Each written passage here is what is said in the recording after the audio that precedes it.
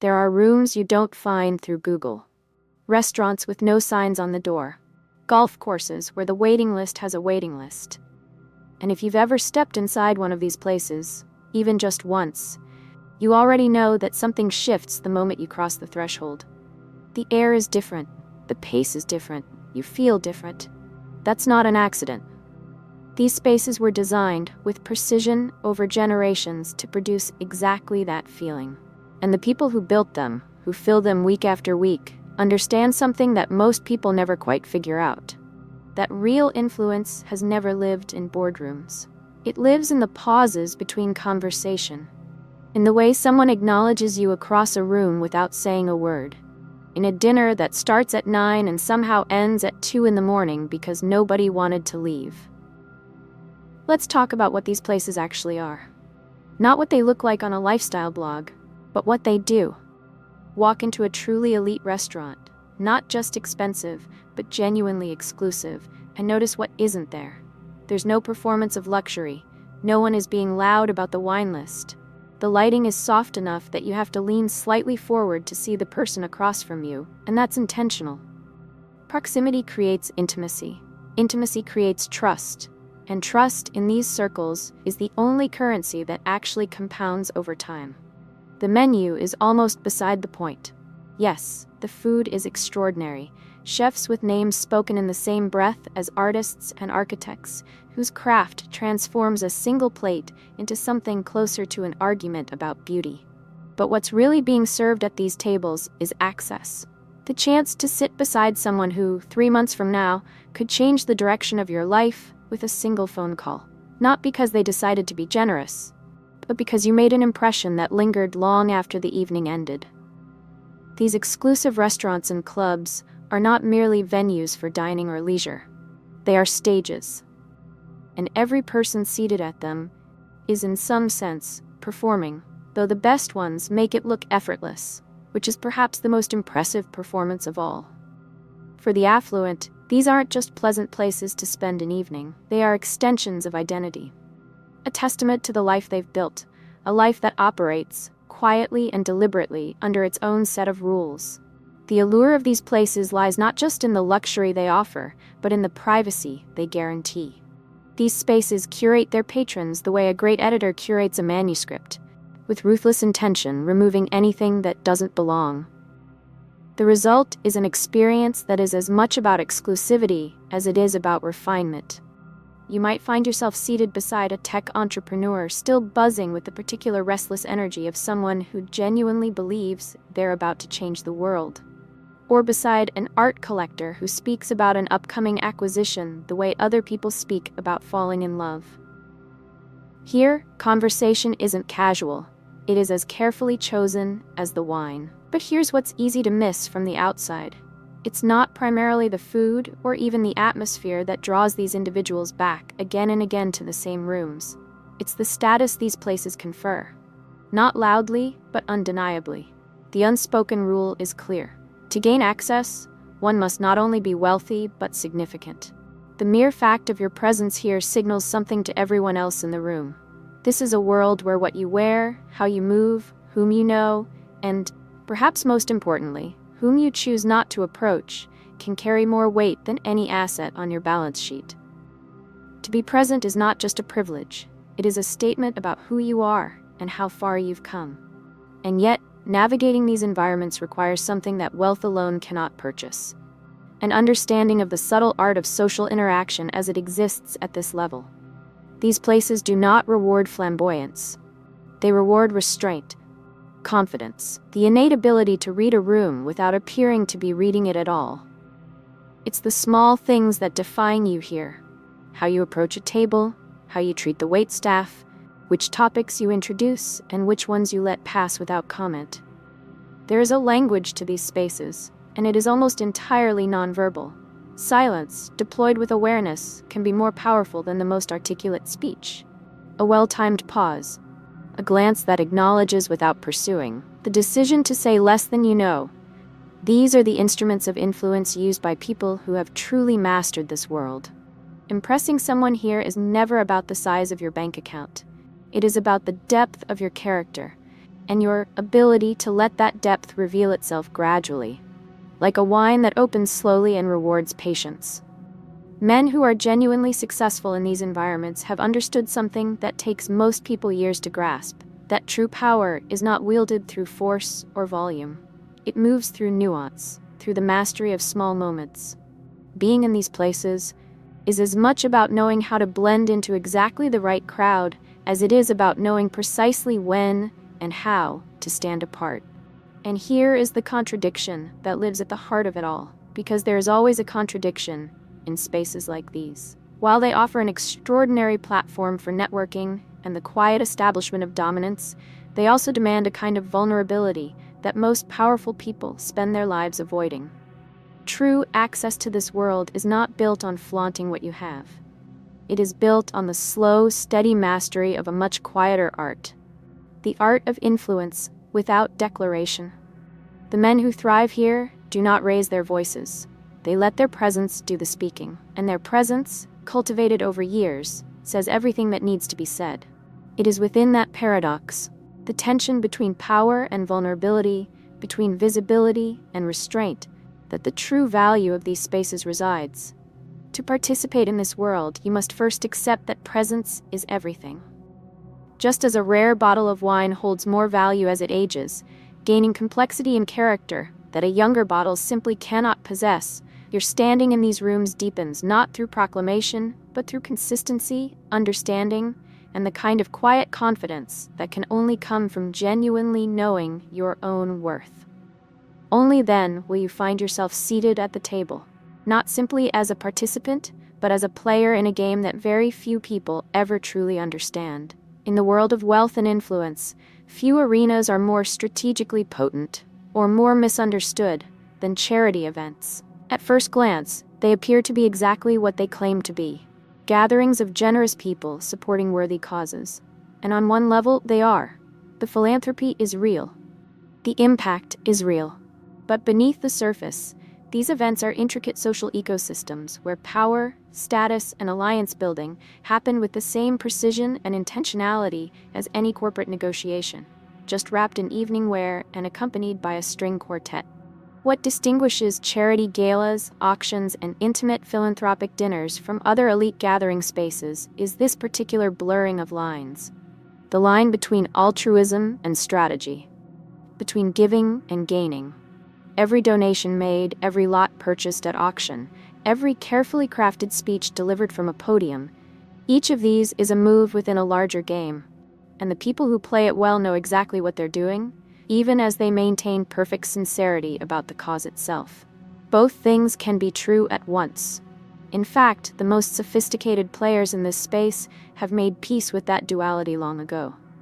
People of genuine stature attend these events because they understand that charity functions as a gateway, not only to social capital, though that is certainly part of it, but to future business ventures, to political relationships, to personal connections that could not form in any other context. To the outsider, the charity gala looks like a celebration of generosity. To those who move through these spaces with clear eyes, it is one of the most strategically rich environments in the world. And recognizing that doesn't make you cynical. It makes you honest about human nature. And prepared.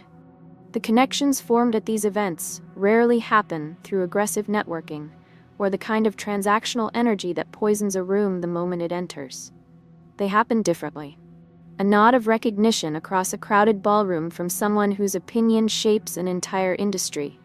A shared laugh over something genuinely funny at precisely the right moment. The discovery, in the 5 minutes between courses, that you and someone you've admired from a distance share an obsession with the same obscure architect. These moments are not manufactured. They are recognized. And the best networkers in these rooms are not the ones working the hardest. They are the ones who have created the conditions for genuine recognition to happen. Philanthropy in this world functions as a form of currency. And like all currencies, it can be used well or poorly. For every person in the room who is genuinely driven by a desire to contribute, and there are more of them than the cynics would have you believe, there are others who view these events primarily as instruments of brand building. a method of buying access to networks that would otherwise remain closed, and positive public positioning that no advertising budget could replicate. This duality gives charity events a particular tension that is almost electric if you know how to feel it. They are painted in the colors of benevolence, and that paint is genuine. But underneath, the canvas is a power structure as complex and carefully maintained as anything on Wall Street. Nietzsche, who had an uncomfortable habit of saying things that were difficult to dismiss, even when you wanted to, would argue that truly selfless charity is something of an illusion. That even the most genuine acts of giving are entangled, at some level, with a desire to assert one's own sense of moral authority or to reinforce one's position in a social hierarchy. Whether or not you agree with him, and many people reasonably don't, the observation is worth sitting with in the context of these events. Because understanding the full complexity of what motivates the people around you is not cynicism. It's clarity, and clarity in these spaces is worth more than almost anything else you can bring to the room. And yet, and this is the part that gets lost when people reduce these events to pure power plays, the impact is undeniable. Real things happen here. Real money goes to real problems. Projects that wouldn't exist without these rooms do exist. Lives that would have unfolded differently are different because someone opened their checkbook in a moment that was simultaneously strategic and genuine. These spaces, for all their complexity, remain conduits for meaningful change. The layers of self-interest don't cancel out the contribution. They coexist with it, uncomfortably and productively, the way most human motivations do. What this means practically, for anyone navigating these events with intention, is that the skill required is not simply financial. It is not enough to write the right check. You need to understand the delicate balance between generosity and influence, when to be visible and when to recede, when to speak and when to simply be the person who is always quietly, reliably present. As in the exclusive restaurants and private clubs, the game here is not played with grand gestures. It is played with quiet confidence, carefully cultivated relationships, and a deep intuitive understanding of where giving ends and gaining begins. Those who find that line, and learn to walk it gracefully, find themselves, over time, at the very center of rooms that shape the world. So when you step into one of these evenings, bring more than a donation and a well-chosen outfit. Bring your full attention. Bring genuine curiosity about the cause and the people who are there because of it. Recognize the layers at play without being paralyzed by them. These events are not simple celebrations of goodwill. They are some of the most complex, rewarding, and genuinely consequential social environments that exist. Arenas where personal interest and societal contribution intertwine so completely that even the people inside them sometimes can't tell where one ends and the other begins. And perhaps that's exactly as it should be. There is a particular kind of stillness that settles over a golf course in the early morning, before the heat has built and the course has filled. The only sounds are the birds, the distant crack of a club finding its mark cleanly, and the low murmur of conversation between people who have chosen, deliberately, to spend several hours in each other's company with nowhere else to be. If you've spent any time around truly powerful people, you've probably noticed that they're rarely hard to reach in a formal setting. It's the informal ones, the ones that last 3 or 4 hours and end with muddy shoes and a handshake that means something, where the real access lives. Golf courses have known this for a long time. Centuries, really. Long before the concept of networking existed as a named activity, deals were being struck between the 7th and 8th holes on courses where only a select few were ever invited to play. And the reason isn't merely tradition or snobbery, though those elements are certainly present. It's something more structural. Something about what the game itself does to people. Golf, at its core, is about strategy, patience, and precision. 3 qualities that map almost perfectly onto what it takes to succeed at the highest levels of business and influence. The game unfolds slowly, across 18 holes, over the course of several hours.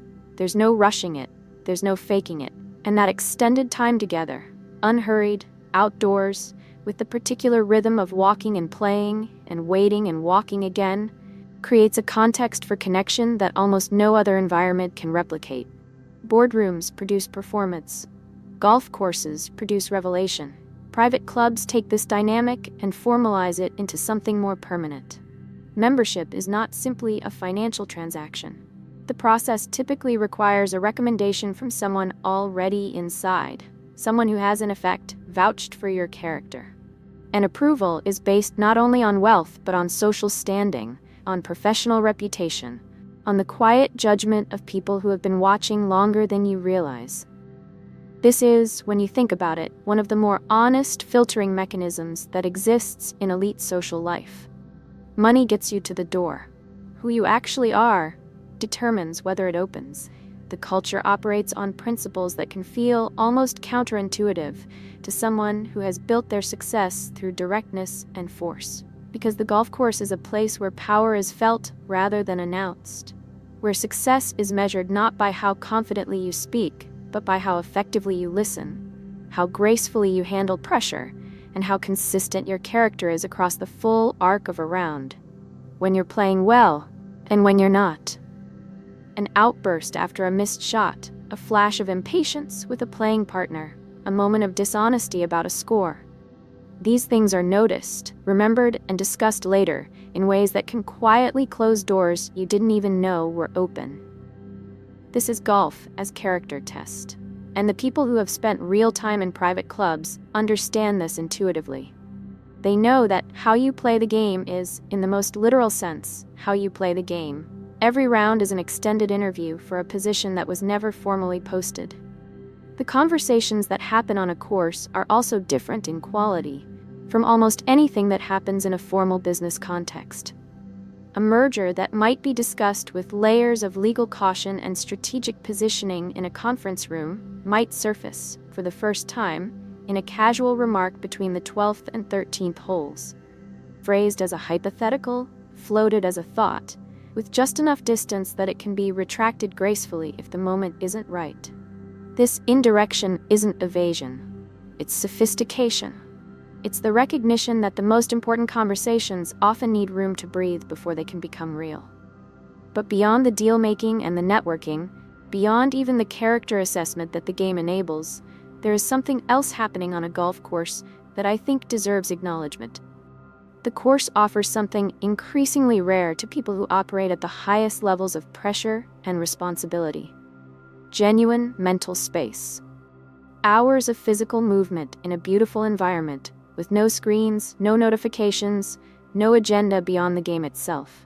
It is, for many of the world's most driven people, one of the only contexts in which real thinking, the slow, generative kind, can actually happen. The kind of thinking that doesn't produce a memo or a decision immediately, but that quietly reorganizes something important in the mind, so that 3 days later the right answer arrives as though it were obvious.